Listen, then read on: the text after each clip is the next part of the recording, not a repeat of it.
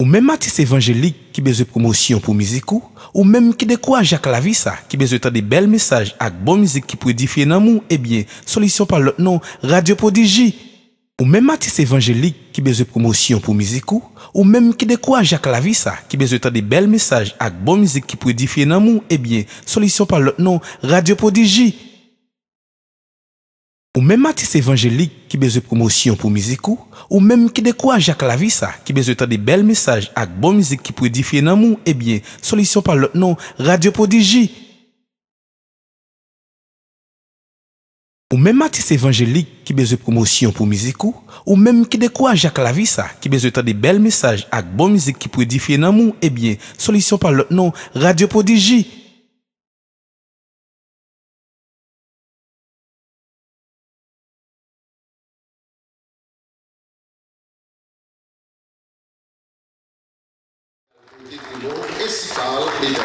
Parce que j'ai envie son plaisir comme matin pour que nous puissions recevoir, non pas en tant que maître avocat, mais en tant que serviteur de Dieu. Amen. Amen.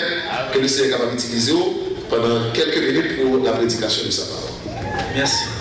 Seigneur, merci pour le privilège que nous de pouvoir prêcher ta parole.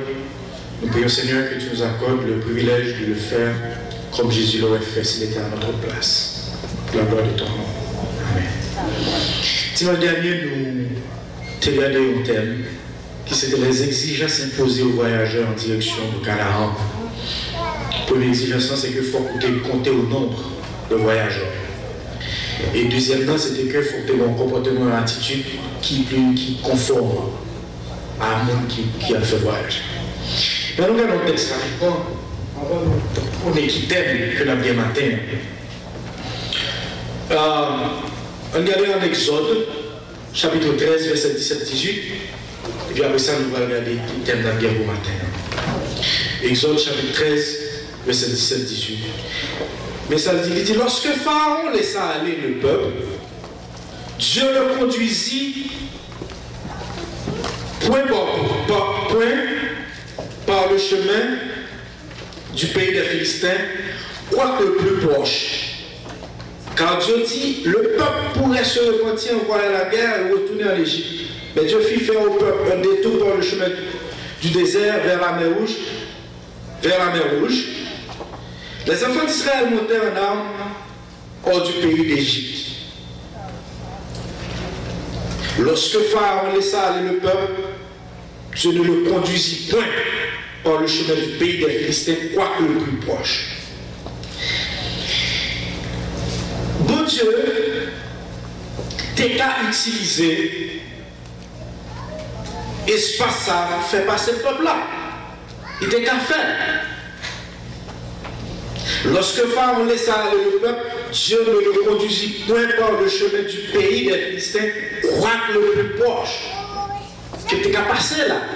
Il va te besoin de faire des tours là. Des questions que tu t'es qu'à poser. Mais Dieu fit faire au peuple un détour par le chemin du désert vers la mer Rouge. Mais, hey, pourquoi, Seigneur, au besoin fait nous passer sous des bibliothèques avec toute puissance et poser au peuple philistin pour faire nous passer? Mais bon Dieu pas faire. Bon Dieu pas faire pour ça. Il y a une de bagaille qui est important pour mon Dieu. C'est sa gloire. Pas de bagaille qui est important pour lui que gloire. Et ça fait l'homme, c'est le mot de l'homme dit la veille, ça devient dans l'esprit. C'est pour ça que thème nous regardé matin la priorité de la gloire de Dieu. On a regardé thème ça ensemble, la priorité de la gloire de Dieu. Nous regardons la priorité de la gloire de Dieu au milieu de ses ennemis. Et ensuite, nous allons regarder la priorité de la gloire de Dieu au milieu de son peuple. Il y a trois étapes que nous allons regarder pour nous garder la priorité de la gloire de Dieu à travers ses ennemis dans le texte. Alors, regardez le chapitre 14 du verset 1er au verset 3. Il dit, l'Éternel parla à Moïse et dit, parle aux enfants d'Israël qu'ils se détournent et qu'ils campent devant Pi-Hahiroth, entre Migdol et la mer, vis-à-vis de Baal-Tifon. C'est en face de ce lieu que vous camperez près de la mer. Pharaon tira des enfants d'Israël.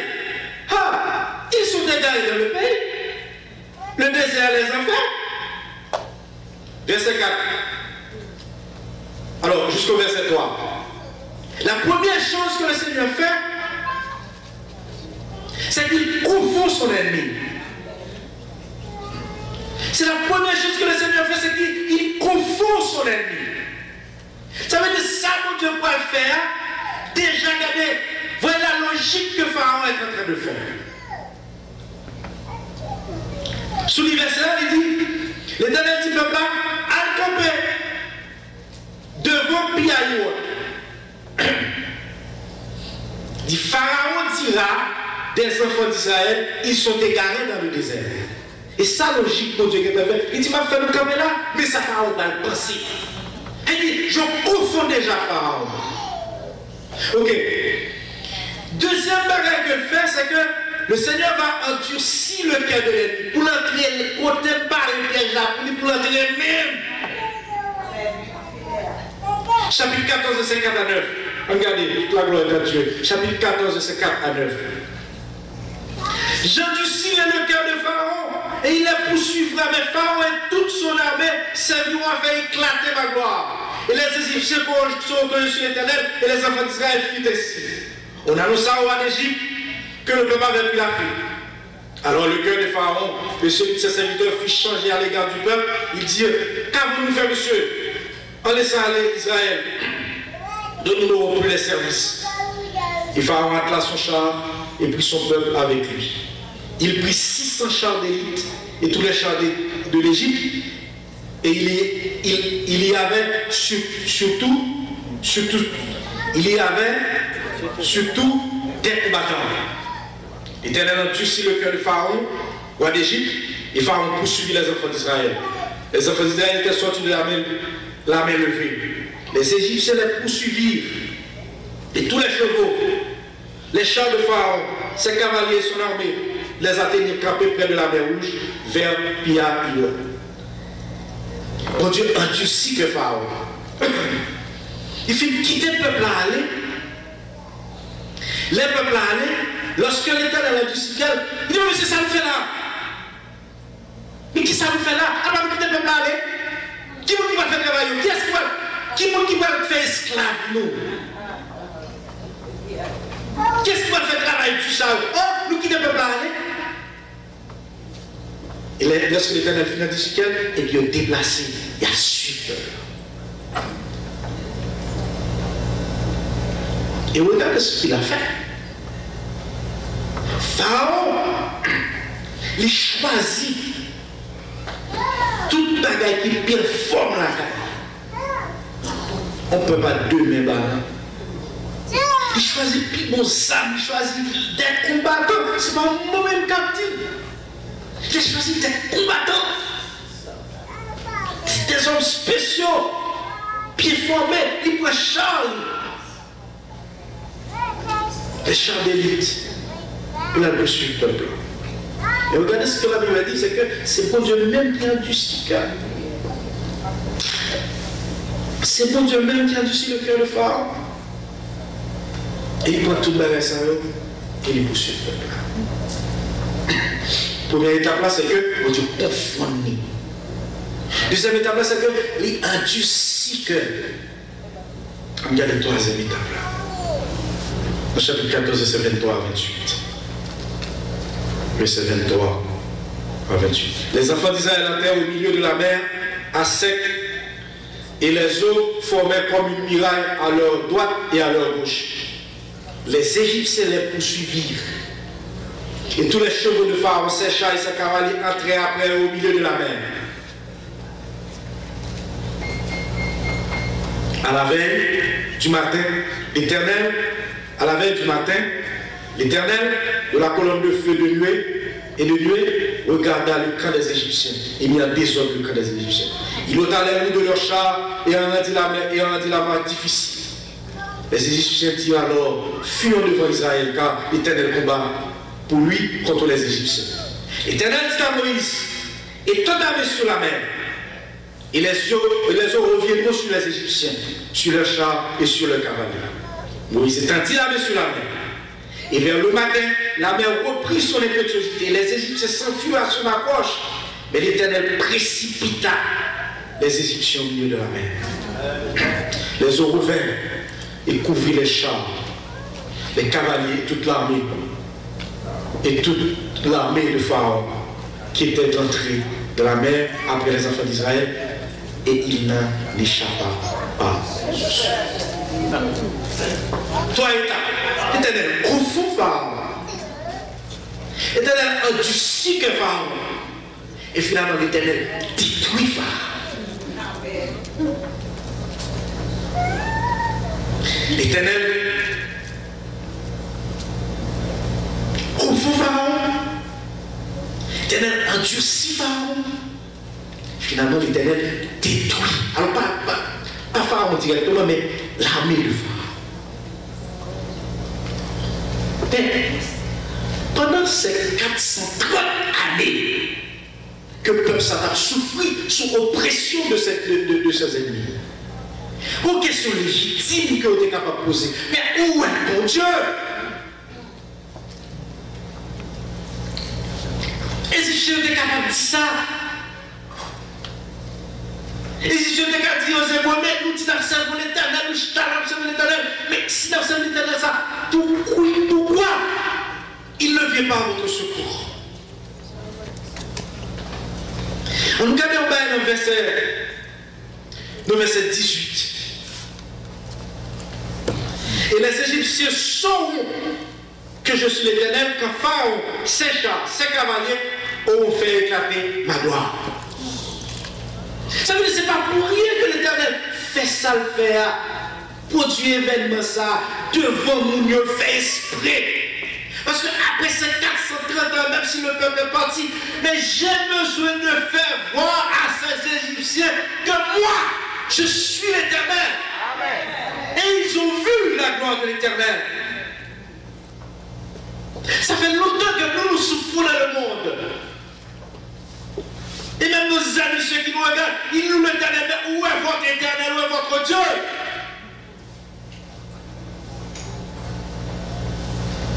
Nous souffrons beaucoup, n'est-ce pas? Après 430 ans, cette question légitime, où est votre Dieu? Mais l'Éternel dit, avant de faire partie de mon peuple, je veux faire voir à ces incrédules que moi, je suis l'Éternel, et voici ma toute puissance. Pour lui, ça, mon Dieu fait, pour le faire gloire, nous, la priorité de la gloire, c'est à travers ses ennemis. Mais deuxième côté que nous, la gloire de l'Éternel, c'est à travers son peuple. C'est le deuxième bail que nous avons, la priorité de la gloire de l'Éternel, à travers son peuple. Logique. Regardez, dans le chapitre 14, verset 10 à 12. Chapitre 14, verset 10 à 12. Pharaon approchait. Les enfants d'Israël levèrent les yeux. Et voici les Égyptiens étaient en marche derrière eux. Et les enfants d'Israël eurent une grande frayeur et crièrent à l'Éternel. Il dit à Moïse, n'y avait-il pas des sépulcres en Égypte sans qu'il soit besoin de nous mener mourir au désert? Que nous as-tu fait en nous faisant sortir d'Égypte? N'est-ce pas là ce que nous te disions en Égypte? Laissez-nous servir les Égyptiens, car nous avons mieux servi les Égyptiens que de mourir au désert. Premier bagage, c'est l'incrédulité du peuple. Ça veut dire, en dépit de tout ce que le peuple a, ouais, tout ce que vous avez vu que l'Éternel a accompli devant vous, devant vos yeux en Égypte, maintenant, de vos situations qui est appelées comme ça, n'est-ce pas là ce que nous te disions en Égypte? Laissez-nous servir les Égyptiens. Ça veut dire plutôt esclave Satan parce que c'est mon Dieu. Ou pas être tout prodiges que mon Dieu t'a fait en Égypte, Israël, tu n'as pas vu, tu n'as pas les yeux à la tête pour voir tous les prodiges que l'Éternel a accomplis en Égypte. Tout prodige, ça fait dernière, c'est la première écrasée. Ce n'est pas deux grévards qui t'ont quitté le pays, ça.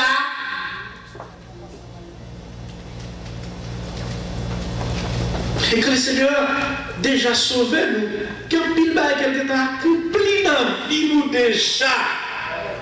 Et puis pour là, mais ça vient devant nous, les frères, nous. Et ce que je vous dis, c'est valable pour moi-même, tout comme prédicateur.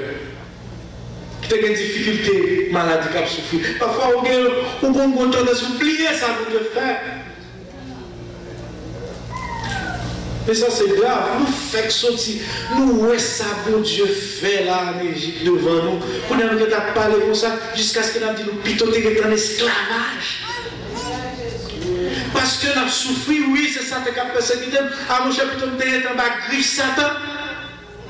Oh, Égyptiens, au pharaon dit, mais c'est nous qui t'aimons ça avec qui nous qui va faire travail esclave là? Esclave. Deuxième bagage, c'est la confirmation de la puissance de Dieu. On regarde le chapitre 14, verset 21-22.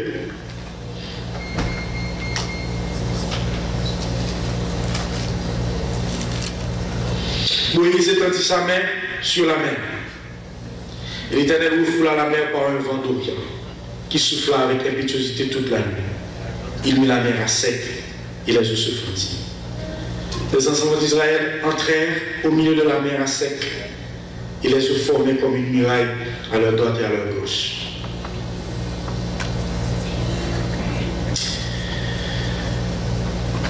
On regarde les versets 30 à 31. En ce jour, l'Éternel délivra Israël de la main des Égyptiens. Et Israël vit sur le rivage de la mer les Égyptiens qui étaient morts. Israël vit la main puissante que l'Éternel avait dirigée contre les Égyptiens. Et le peuple craignit Dieu et il crut à l'Éternel et à Moïse son serviteur. Où est qu'il le peuple a vu quoi dans l'Éternel et dans Moïse? Parce que l'Éternel, faut que Dieu t'éclate de gloire, en même temps, et mia, et peuple. Et pour moi, ce qui est important pour nous considérer, c'est que Israël, l'était en Égypte, il était une image d'une salle de l'esprit comme des bourreaux. Et bon Dieu n'a pas fait rien pour rien. Peut-être que ça a été caractérisé comme un traumatisme. Qu'on t'a toute vie, on t'a fait tout le temps, on t'a fait presser au bateau, fait sang pour les sous, forçons faire des travaux comme même bête pas qu'à faire.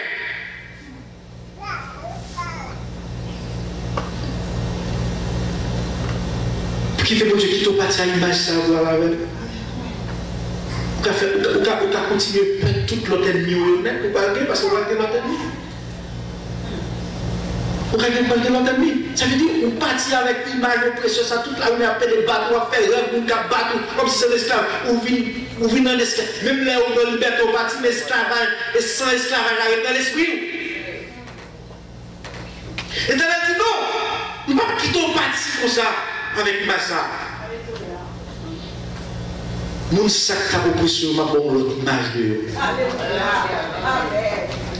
Ça veut dire, peut-être que pas ça, peut-être que pas ça, comme monde qui mourut à flotter sur le rivage de la mer.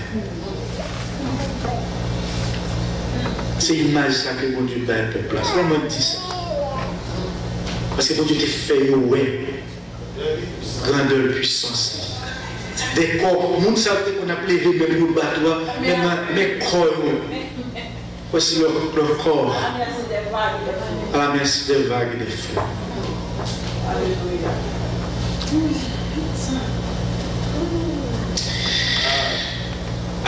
On regarde dans Apocalypse. Apocalypse chapitre 2. verset 8 à 11. Apocalypse chapitre 2, verset 8 à 11.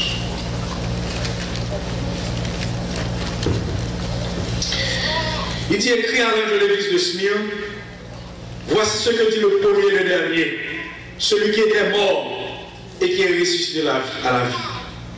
Il dit, je connais ton affliction et ta pauvreté, bien que tu sois riche. Et les calomnies de la part de ceux qui se disent juifs et ne le sont pas, mais qui sont une synagogue de Satan. Tu ne crains pas ce que tu vas souffrir. Voici, le diable jettera quelques-uns de vous en prison, afin que vous soyez éprouvés. Et vous aurez une tribulation de 10 jours. Sois fidèle jusqu'à la mort, et je te donnerai la couronne de vie.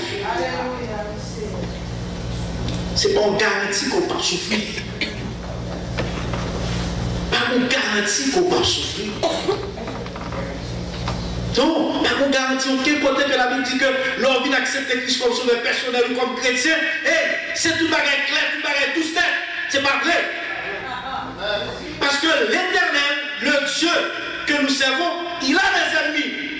Et le fait que nous, avec lui, nous avons des ennemis. Maintenant, il est déjà averti, ne crains pas ce que tu vas souffrir. Amen. Il dit, voici Satan, le diable, jettera quelques-uns de vous en prison. Écoutez, vous m'avez extrêmement important là. Vous pouvez dire, en fait, tout ça me connaît pour me parler en prison. Vous pouvez parler en prison physique. Satan a essayé de mettre en prison morale. Quand que la joie dans la pensée, la joie dans l'esprit, toute la journée. Et la Bible parle de forteresse. Quand que le diable a construit des forteresses dans l'esprit, à travers le système de pensée que le met en tête. Parce que je dis à une maladie ou à souffrir, il dit, pas vrai. C'est tout normal pour les gens là. Soudain que bon Dieu a des niveaux déjà. Mais là, qui te souffre dans l'état ça. Et ça, Miss dit, elle a une difficulté, coucher sous couche, nous fermer couche. Quitter bloc pour l'énergie, mais fermer couche nous là. Fais silence. C'est même pas là, ça fait mon Dieu te fait esprit, il dit, pas quitter, pas mal, on va faire pour l'Égyptien ça, ouais. Ce que je peux faire par l'Éternel, les armées. On va quitter nous aller, on va faire Égyptien ça, ouais. Qui je vais faire quoi? Égyptien ça, rouler sur le rivage là. Des corps sans vie, sans rien. Et c'était la crème de l'Égypte. Qui a mis qu'à faire nos peurs matin? Elle lui paraît gros. Le problème de paraît très gros devant nous. Très gros. Mais l'Éternel dit, ne crains pas ce que tu vas souffrir. Voici Satan le diable jettera quelques-uns d'entre nous en prison afin que vous soyez éprouvés. C'est l'épreuve, vous serez éprouvés d'une façon ou d'une autre. Épreuve cas différente de l'un à l'autre. Ne crains pas ce que tu vas souffrir. Voici, le diable jettera quelques-uns d'entre vous en prison afin que vous soyez éprouvés. Et vous aurez une tribulation de 10 jours. Sois fidèle jusqu'à la mort. Et je te donnerai la couronne de vie que le Seigneur bénisse.